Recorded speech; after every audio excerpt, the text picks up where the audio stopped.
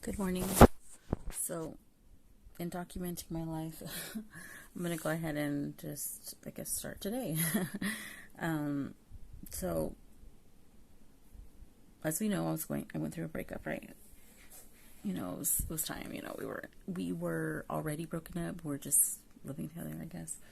But anyway, so that happened or whatever.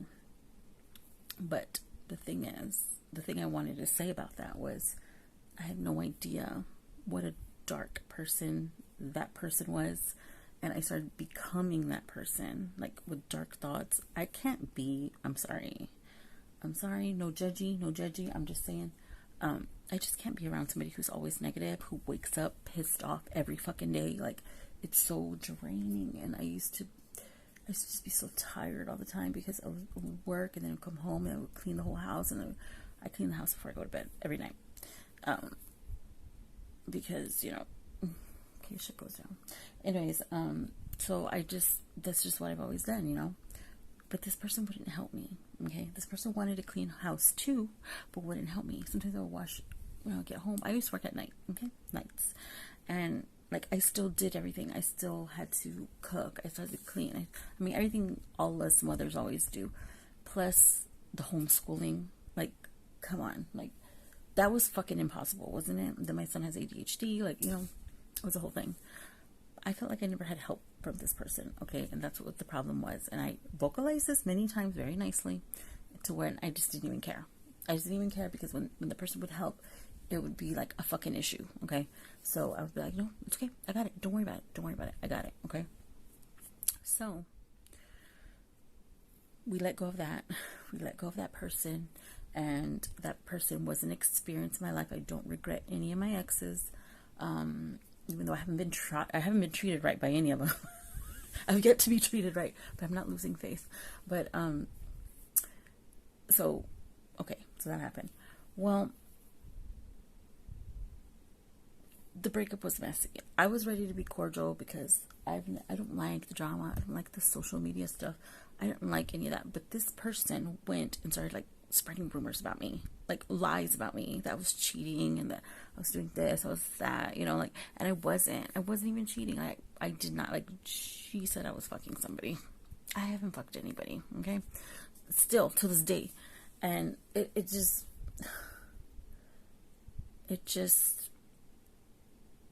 hurt, okay? Because this person ended up being, like, I want to say a demonic person. Like, I want to say, like, Lucifer. Like, and I say that about certain people in the Watts community, yes, but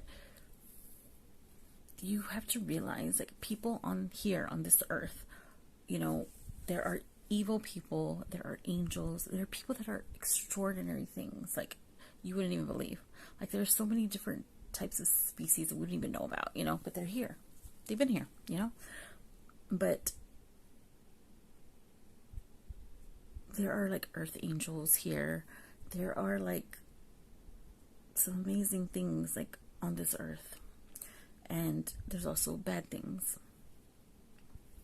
People dress, and I remember when I was young, I remember my grandma used to always tell me this story, and you tell me if you've heard it, okay? Especially if you're from Texas, okay? She used to always say that she met the devil at a nightclub somewhere like on like Old Highway 90 or something. And she said that he was very handsome and that he was very good looking. Oh shit, I just thought about something. I just thought about something. Something just like popped in my head. That explains a lot. Okay, so he was very handsome, he was very charming, he was dancing with everybody, he was wearing he was well dressed, he was in a suit. Because when you think about the devil, or the people the devil sends, you picture the devil, like something like scary. But that's not what the devil looks like. The devil's a charmer. The devil was an angel, remember? So, I mean, you're gonna picture something bad, like the boogeyman, the kukui, or you're gonna picture something like the donkey lady. You're gonna picture something scary, Jason Freddy Krueger. You know, you're not gonna picture somebody nice, somebody that knows exactly what to tell you, you know? Because with my ex, I was like, I've never been on a date. I've never been on a date. that, should, that should say it all right there. And I was very open with this person, and I told them, you know, I've never been on a date before. So that was fucking easy, you know? So what she do? She takes me on a date. You know, and bought me flowers. I love getting flowers. And that was it. Like, I was that's all it took. I was like easily impressed. Pobrecita. So I was trying not to fuck up this relationship because I noticed the red flags like right away. But I was like, no, you need to stop, because I wouldn't give anybody like a fucking chance. Like I was ruthless. Like before that, like I was single for 7 years. 7 years. I thought, okay, maybe this is the time. This is it. This is the time. Maybe I should give somebody a chance, you know, whatevs. And I did. And I wanted a family like so bad, you know. I wanted a family so bad, and to belong to somebody, you know, for somebody to miss you, and for somebody to call you and text you and be like, where the fuck are you? You know, that's all I wanted. And she wanted me, I wanted her, so I mean, we just stayed together, okay? And it was okay. We did a lot of arguing. I did a lot of I'm sorry's when it wasn't even my fault. And it's because I learned so much between this relationship and where I was working. I was there for a very long time, both. And, you know, I learned patience with people, customers. I learned how to negotiate. I learned how my skills really picked up at work. Like I did everything. I ran the place, you know, and so I learned a lot. But they were treating me like shit too there, you know. So that was a blessing, you know. That was gone, and then, you know, with my relationship, I was just tired. I was just tired of being like treated like shit. Like I was treated like shit. Like when your person looks at you like. And just kind of like, and I'm not even exaggerating. And I'm smiling now because I don't know, I'm just happier nowadays. Even though, you know, shit can go better, but you know, whatever. You know, it really hurt me. And I cried a lot for many years. I cried and I cried and I cried by myself, you know, and that person would look at me and just be like, sucks to be you, you know. Would never like, and it was just always anytime this person would do something to me and I would say it, you know, I would vocalize it, it would turn out to be my fault for bringing it up. Like they would just turn it around, you know, and then it was like, I'm done. Like this person broke up with me like I don't know how many fucking times, and I always told her, and this is what I tell everyone, and nobody believes me until I fucking do it. When I say I am done, that's it. You will never see me again. I will disappear. I disappear on people all the time. And I dip and I'm gone, and that's it. Like, because once it's made up in my mind, like I can give people several chances, you know, but once I am done and I'm tired of just trying and this person's not doing anything, like I'm done. And that's just how I am. So the one time I broke up with this person, Chris, I told her, well, actually she said it was 2 years ago. I thought it was 1 year ago, but I don't know. I just know it was just miserable the whole time.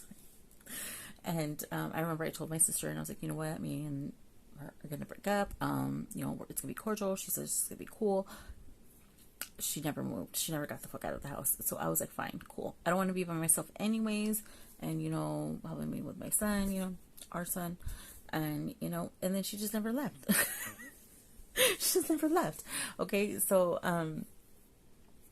and I was like, fine, whatever. I used to literally, this is how sad my life was. Okay, I would go to work, which I worked not far from here, like 10 minutes from here, 11 maybe. I used to literally leave my house 10 minutes before it's time for me to clock in, and I'd work and I'd come straight home. I'd come to my bed, and me and my son would be in here, my son would be over there, whatever. This is where I'd be. And then I get up, like, I just like rest for like an hour because I was so tired. And then, well, it was at night. And then I would go and we'd wash a load or, you know, clean. Like, I would feed the dog, like everything. Like, everything. I still had to do everything. And this person didn't work. Nope. This person was here all day. Could have taken care of everything while I was at work. You know, that would have been nice. But no. This person was always sick. There was always something wrong with this person, but there was not anything wrong with this person, you know, like they would just say it just to get out of doing stuff, you know, a lot of childish shit, you know. My son is messy. Okay, I clean his room every night. I clean my room every night. I clean every night. Okay, that's what I do. And then I take out the trash every night, you know.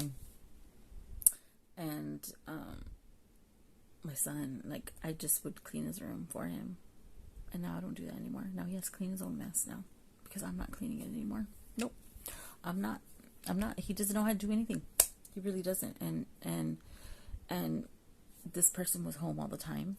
So this person was teaching my son. And I'm like, man, like the difference between my son and my daughter, because I raised my daughter, you know, is like night and day.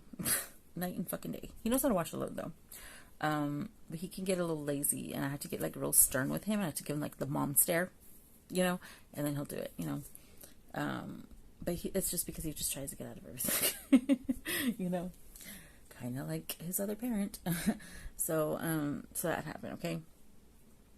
But when we broke up, the mask came off. Like, I literally, like, the stuff she was saying about me was like fucked up. And then she was recording me when, like, she would push me to the, she knows exactly what the fuck to say to me for me to just go off, you know. So she recorded me yelling. Yep, yelling. And she left 3 times, 3 fucking times. And then she would just fucking pop in. She would manipulate my son, call him on his phone, just to get in the house, you know, and say, oh, I want to know your Christmas list, you know, what do you want, or whatever. And so you know, and then I was having so much trouble sleeping. So I would just like pass out randomly during the day. But when I would sleep, you know, I would sleep. Right? And so when I would fall asleep, I don't know if my son would call her or what, or I don't know. They would get on the phone somehow. And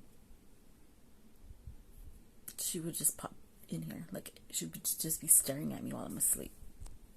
Screaming at me, telling me I ain't shit, I'm a slut, I'm a whore, I have a community vagina, like, all this stuff. And I'm like, what the fuck are you talking about?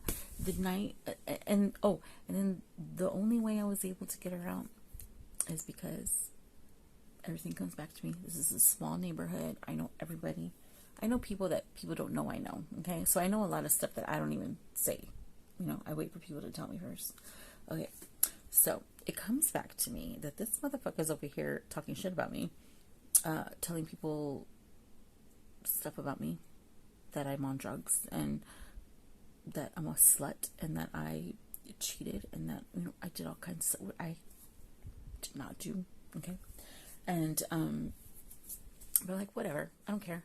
But then I was thinking about it, I was like, let's see if she'll admit it. Okay. So then I call her over here and I'm like, okay, I'm hearing some things that you're saying about me. And rather than hear it from some bitch off the street, I want to hear it from you. I want you to tell me to my face what the fuck you said about me. Take a wild guess what happened.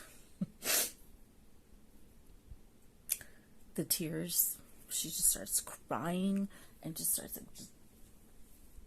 like no tears are coming out. By the way, like she was acting like there's like she was crying, but there's like not one tear. And she's like, I don't know what you're talking about. I don't know. And just not even making sense. Bringing up shit that is not even about this. Like, I'm like, just tell me. I just want to know. You know, and I'm just looking at her, and she couldn't look me in the eyes. The eyes tell you a lot. Okay. So I was like looking at her in her eyes, and she wouldn't look at me. She was looking like everywhere around me. And I'm like, I'm right here. Just tell me. I already know. I just need you to tell me. Well, she didn't tell me. And she left that night. Okay. So then my sister comes, because word on the block was I was going to get jumped. Okay. I was going to get my ass beat. So my sister comes, you know, Captain Sailor and so she's like, you know, she's wanting to see if I was okay, wanted to talk, you know, see if, you know, make sure all the windows are locked, you know. So, so then, this person is doing rounds around my neighborhood saying, oh, I see why you wanted to leave. You have your boyfriend here. I'm like, no, that's my sister. Remember her? My sister. I have a sister.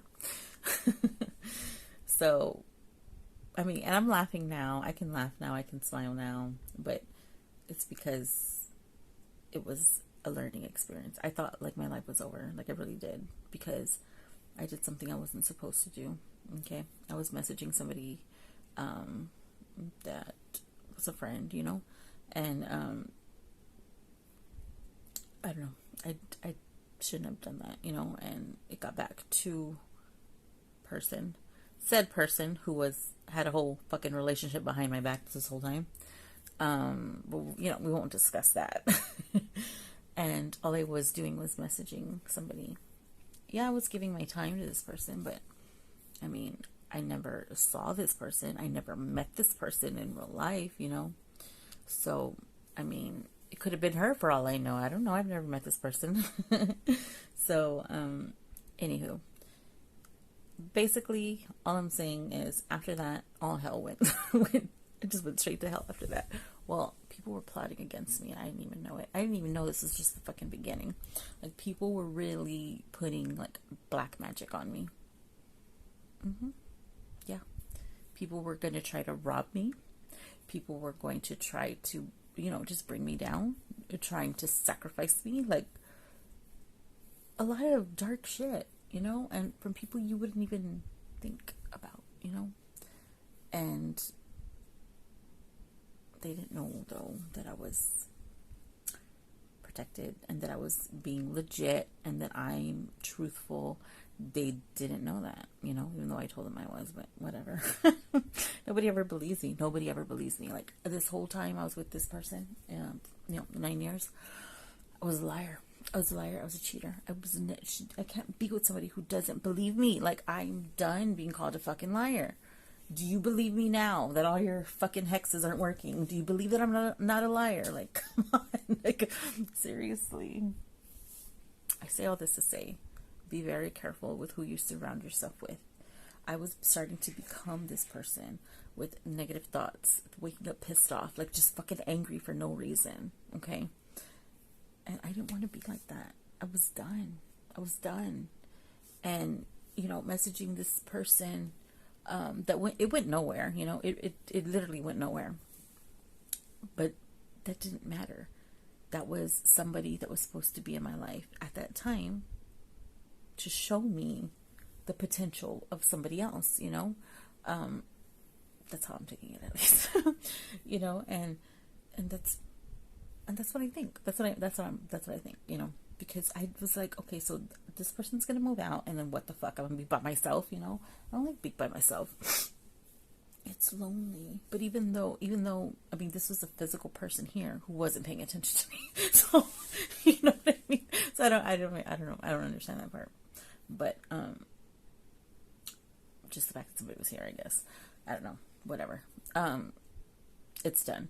But that potential, that messaging this person and seeing the possibility that there might be somebody out there that can make me feel like that is enough for me, you know? And that's what I'm going to take it as. Because you know, you have to see how people, you know, like I said in my last video, we're all hurt people, right? Okay. And you have to see, like, you give, you know, you have your conversations or whatever with people, and, you know, you talk to them, and then, you know, you got to kind of see, like, what they give back to you. And if they don't give anything back to you, you just have to let go, you know? And even though it's hard and you really, you know this person is hurt because you can feel it, you know, you can feel how this person has what's going on, you know, like I could feel it, you know? And so you feel bad for this person, you know? So you want this person to know what unconditional love feels like, you know? Because I didn't know, like, what that felt like, you know? But if that person doesn't reciprocate it, then maybe they're just not ready, you know? And you can't force anybody to like you. You can't, you know? And the right person will come along, you know? And yes, I'm here by myself. It's okay. You know, it's not as bad as I thought it was. It's actually pretty cool. It's nice being alone. You know, it's just me and my children. That's it. And that's all. Even though everybody thinks I have all kinds of dick up in here, I don't. Okay, I still haven't slept with anybody. I'm still pure. And it's just, it was a learning experience, and we have to be careful because it'll be the ones you least expected. It'll be your own friends, you know, that screw you over, that steal your identity, that, you know, smile in your face, tell you what you want to hear. And they have, like, the bad intentions. You just have to be careful. I'll let y'all go now. Bye.